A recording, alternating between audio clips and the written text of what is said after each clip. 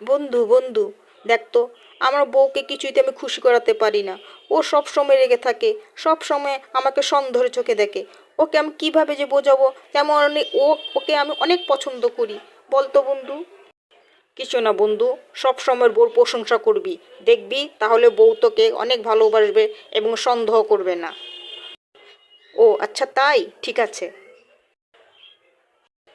কই চলো, তাড়াতাড়ি চলো, বেড়াতে যাবে না? দেরি হয়ে যাবে, আমি রেডি হয়ে আছি, চলো। ওহ বউ, তোমাকে যা লাগছে না! আজ তুমি কি পারফিউম ব্যবহার করেছো! এত সুগন্ধি আসছে, ওহ দূর থেকেও ভালো লাগছে শুনতে। কি? এতদিন আমি এত পারফিউম ব্যবহার করলাম, তবু প্রশংসা করলে না?